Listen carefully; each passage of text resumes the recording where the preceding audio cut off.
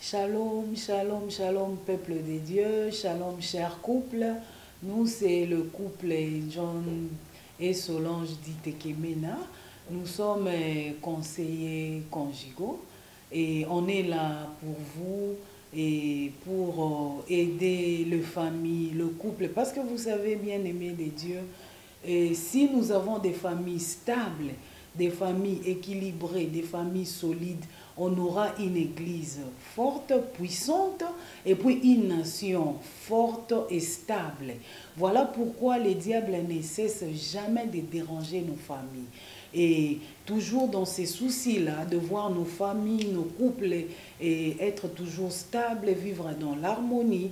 C'est pourquoi nous allons encore une fois partager avec vous ces petits moments, avec un enseignement sur comment résoudre les conflits. Et sans plus tarder, je vais passer la parole à mon mari, à mon chéri, qui va commencer notre enseignement d'aujourd'hui. Merci beaucoup, chérie. Bonjour tout le monde. Nous sommes très ravis aujourd'hui de revenir parce que nous avons fait une première session sur comment résoudre des conflits dans le mariage, dans le cadre du mariage. Et aujourd'hui, nous allons encore essayer d'ajouter quelques autres éléments. Mais permettez-moi d'abord de faire un résumé sur ce qui a été dit autrefois. Nous avons au fait parlé de 4 groupes importants des conflits ou causes des conflits dans le couple. Le premier groupe que nous avons épinglé, c'était la gestion des relations extérieures pour des personnes qui sont en dehors du couple. Par exemple, des anciens amis, des gens qui sont de la famille, la belle famille, les collègues de service, le frère de l'église. Comment le couple gère ces relations. Et ça peut être un sujet de conflit, qui peut amener des conflits dans les couples. Et nous avons parlé en détail sur ce point. Et c'est là que nous avons aussi inséré l'apport ou l'impact de la belle famille.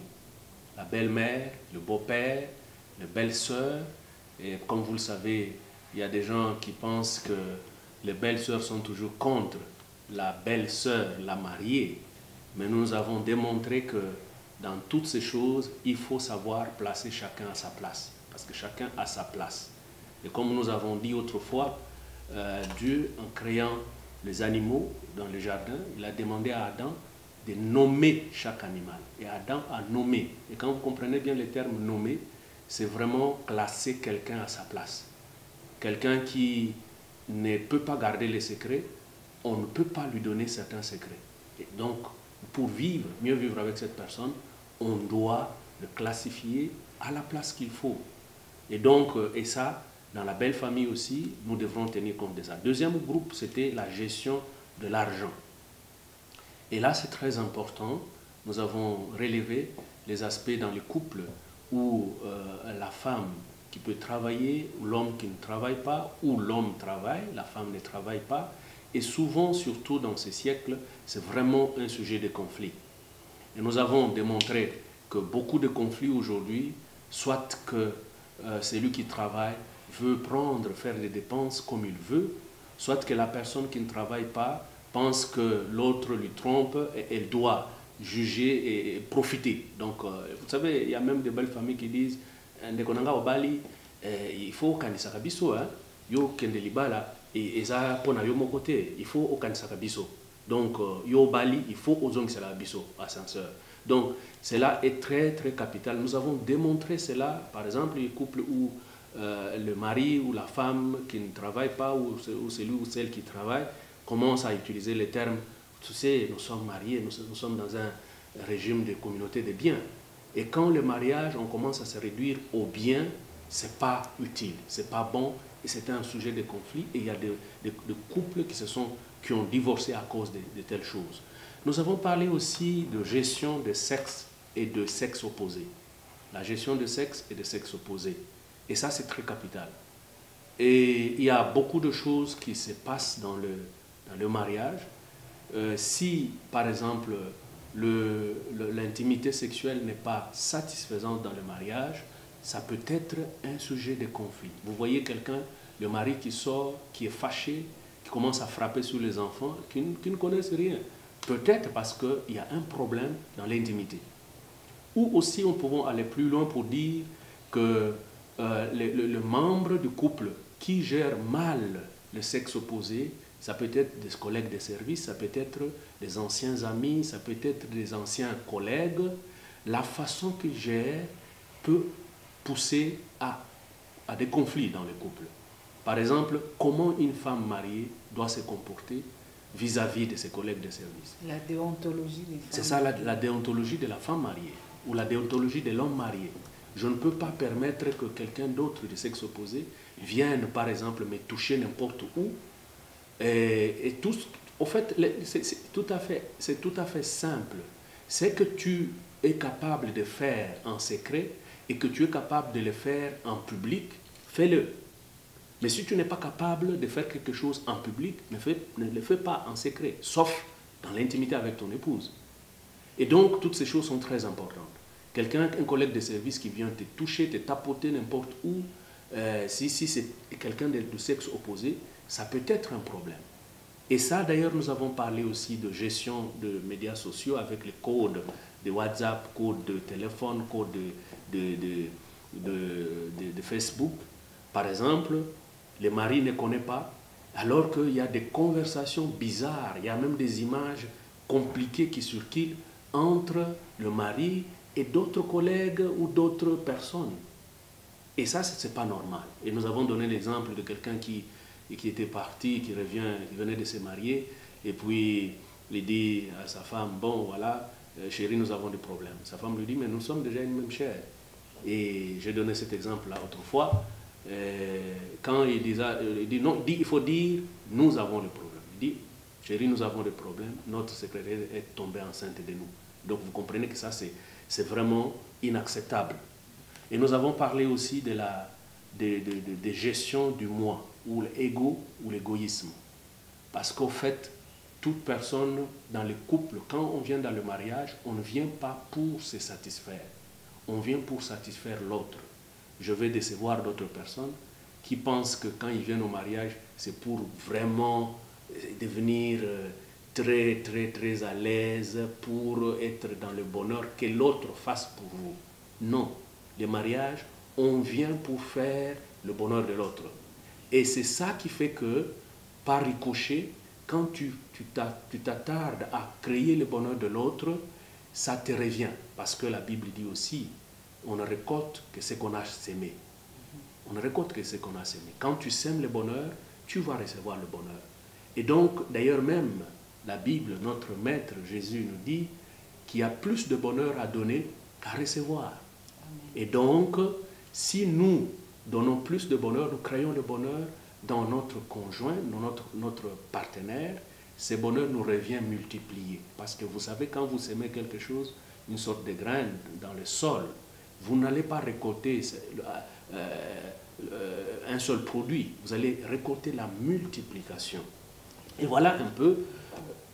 Oui, chérie, tu peux ajouter? Non, tu peux. Très bien. Alors, je vais aujourd'hui aussi ajouter quelque chose qui était vraiment intégré dans beaucoup d'autres groupes que nous avons parlé, c'est la communication. Communication. La communication est très, très importante. Parce qu'on ne sait pas comment communiquer. Et c'est là que nous pouvons parler de langage.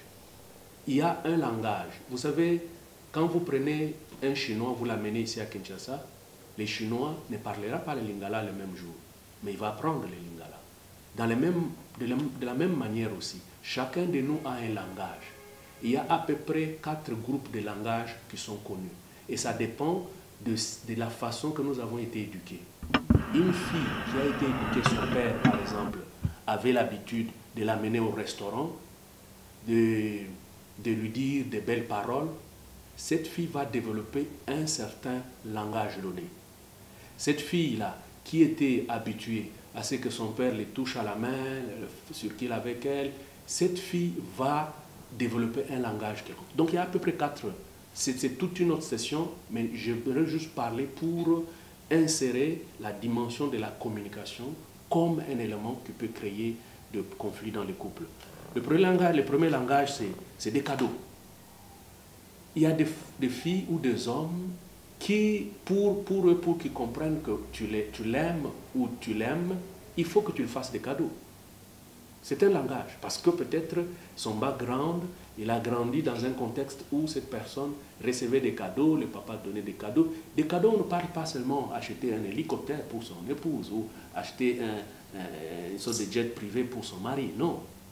Juste quand tu reviens, c'est symbolique. Juste un bonbon que tu amènes à ton chéri ou que tu amènes à ta chérie. C'est ça qui est très, très, très capital. Ça, et je voulais ajouter, ça ne concerne pas seulement les femmes, hein, parce que souvent les femmes ont tendance à croire que les hommes, ils n'ont pas besoin des cadeaux. Donc elles attendent toujours que les maris amènent les cadeaux. Non, il y a des hommes qui ont comme langage d'amour aussi les cadeaux, qui aiment les cadeaux. Donc, voilà. Le deuxième langage, c'est les toucher. Tendresse, toucher. Il y a quelqu'un qui, si tu ne le touches pas, tu ne l'aimes pas. Tu peux amener des cadeaux comme tu veux, mais pour lui, ça ne le fait rien. C'est un langage. Ça peut être aussi les moments de qualité. Juste passer de très bons moments avec la personne. Et puis là, la personne sent que c'est son langage. C'est comme le chinois, c'est comme le lingala, c'est un langage. Ça peut être aussi les paroles d'encouragement. Il y a des hommes, ça c'est plus développé aussi pour les hommes. Quand il amène les salaires à la fin du mois, il te donne à la femme. Si la femme ne dit pas, ne l'encourage pas, chérie, tu es vraiment important pour nous, tu fais ceci. Et quelqu'un peut trouver ça bizarre. C'est son langage. Il y a des gens qui parlent 1, 2, 3 langages. Il y a d'autres qui ne parlent qu'un seul langage. Donc ce qui est très important, c'est que le mari ou la femme doit connaître le langage de son partenaire. Très important. Donc dans un couple, il faut toujours faire un effort de devenir un chercheur à vie. Donc même si la recherche ne t'intéresse pas, scientifique ou autre, mais dans les couples, tu es obligé d'être un chercheur. Parce que de telles choses, tu dois chercher à apprendre l'autre et pour découvrir ça. Donc c'est une forme de recherche aussi. Et donc, comme il y a des différences entre l'homme et la femme, nous devons vraiment apprendre. Mon épouse, mon mari, il parle quel langage d'amour? Il faut connaître son langage d'amour. C'est très, très, très important. Parce que beaucoup de conflits ont eu lieu. La femme dit non, moi, on ne m'aime pas dans ces mariages. Alors que c'était simple. Si le mari pouvait découvrir le langage d'amour de sa femme, les choses pouvaient changer autrement. Alors pour y aller vite, essayons de voir maintenant un peu comment résoudre les conflits. Autrefois, nous sommes partis très vite pour donner juste comment traiter les conflits. Mais aujourd'hui, essayons de...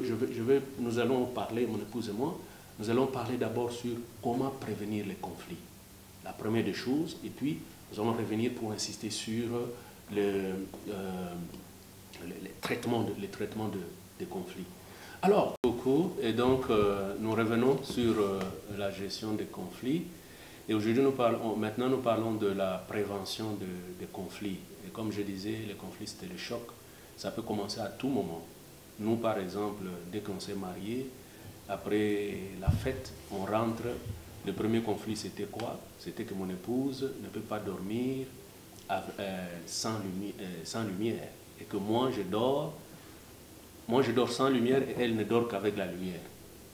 Donc, ça, c'était un conflit qu'on a commencé le premier jour. Et on l'a géré de façon appropriée. Aujourd'hui, on vit ensemble.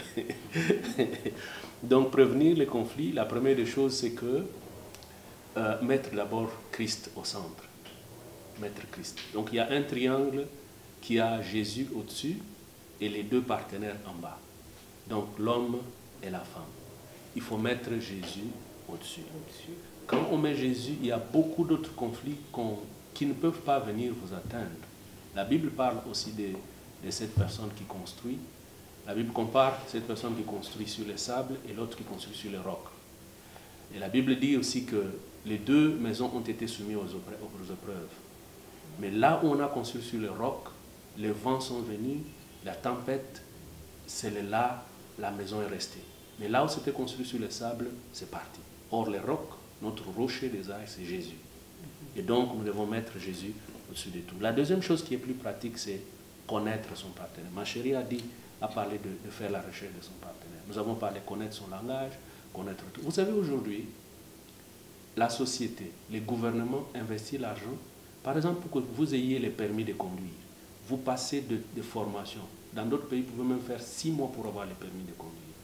Pour être médecin, vous faites 6 années pour faire le médecin. Mais est-ce que vous avez déjà vu les écoles pour former les mariés? Beaucoup de gens entrent dans les mariages, ils n'ont pas de connaissances. Et donc, la connaissance est très, très, très importante. Connaître son partenaire. Et ça, c'est très, très capital. Connaître quel est son niveau, quelque chose qui a créé un peu de conflit de fiancés. L'autre n'avait pas beaucoup de chances d'étudier, alors que son fiancé ne savait pas ça. Il se retrouve, l'autre ne l'embrouille qu'en français, alors que la sœur, elle, pouvait être à l'aise en lingala. Et puis un jour, la sœur s'est retrouvée ridicule et puis rabaissée. À tout moment, elle cherche de parler, mais à côté de lingala. Et puis un jour, ils devaient se séparer. La fille dit aujourd'hui, nakolo bana lingala, akoyo kangalelo. Et puis, quand le mari dit, chérie, dors bien, ceci, c'est là, on va se revoir demain. On va se voir demain. Et puis la fille dit, toi aussi au revoir, que ton âme repose en paix. Et donc, vous comprenez, le mari n'avait pas compris ce qui s'était passé. Je ne vous dis pas ce qui s'est passé après, parce que c'était vraiment un conflit. L'autre a compris qu'on lui dit d'aller mourir, parce qu'il lui a dit que ton âme repose en paix. Mais l'autre a traduit son lingala en français pour dire va te reposer. Donc c'est des choses que nous devons vraiment comprendre et connaître pour avancer dans le mariage. Deuxième chose, il faut la codification. La codification, par exemple, nous avons fait des codifications. Nous avions fait un petit conflit qui était arrivé à un certain moment. Il y a une cousine, une nièce lointaine qui était venue à la maison. Je venais de travail et puis elle était là. Alors mon épouse a mis la nourriture sur table. Et puis elle m'a dit, va manger. Alors moi j'ai dit, mais l'autre est là, elle a déjà mangé. Et c'était un conflit qui a commencé. On a eu un conflit qui dit, pourquoi tu me dis de commencer à manger, c'est là. Et puis c'était compliqué. Alors qu'elle s'arrangeait pour lui donner autre chose à côté. Juste pour la nourriture. Et puis après, quelqu'un que nous avons dit, il faut codifier. C'est-à-dire, nous nous disons, par exemple, si quelqu'un vient et que nous n'avons qu'une petite boule de foufou ou de chikwang, comment nous devons nous comporter? Maintenant, nous savons clairement, quand j'arrive, il n'y a qu'une seule boule. Elle peut dire, par exemple, non, nous mettons tout ça sur table, nous mangeons tous avec la personne, ou soit vous pouvez vous dire, non, nous donnons le sucré, nous donnons ceci, cela, parce qu'il faut savoir bien gérer les couples, en ce sens-là. Donc, avoir des codes. Hein. Comme le code de la route, il y a aussi... Codifier même dans la gestion d'argent, même dans la gestion de ceci, cela, la gestion de cela, et tout ça, c'est très important, mettre des codes. Mais les codes, on ne veut pas dire quand on a enfreint les codes, on va aller en prison. Non, on peut toujours gérer ça, mais ça aide aussi. Et les codes, ça dépend d'un couple à un autre. Oui. Parce que nous, on peut se dire, s'il y a des gens, quand tu me parles, tu vois, je suis en train de clignoter l'œil gauche, c'est que ça veut dire ceci. Ou soit je suis en train de... Donc, ça dépend d'un couple à un autre. Donc, ce n'est pas qu'il y a de codification universelle. Non, chaque couple doit chercher à créer ses propres codes. Deuxièmement, il faut éviter les manipulations. Tout le monde manipule, même les petits-enfants. Je me souviens, mon aîné, qui était encore tout jeune, j'ai acheté du bon lait caillé, là, je lui ai donné. Il y a une petite fille qui était toute petite, je crois qu'elle avait 2 ans et demi, qui vient pour lui demander les laits caillés. Et mon petit, il regarde comme ça. J'étais là à côté, regardant son comportement. Il était tout petit. L'autre a été tout petit. Jobin, donne-moi un, donne-moi un. Il dit non, c'est le médicament. Il a même baissé la voix. Les laits caillés, alors un petit qui manipule même les autres. Donc là, il y a des manipulations même dans les mariages.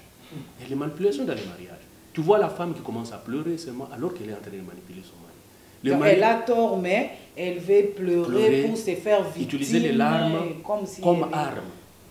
Les larmes comme arme. Le mari aussi, vous savez, il peut se faire, non, je suis malade, chérie, aujourd'hui je ne sors pas, tout ça.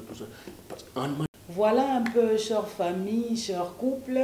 Et là, ce n'est qu'une, si on peut le dire, une partie remise, parce qu'il y a beaucoup d'autres choses à partager. et ensemble. Et pour aujourd'hui, on s'est arrêté là. On va continuer jusqu'à ce que le Seigneur revienne. Alors, si cela vous avait plu, essayez de me contacter sur les numéros.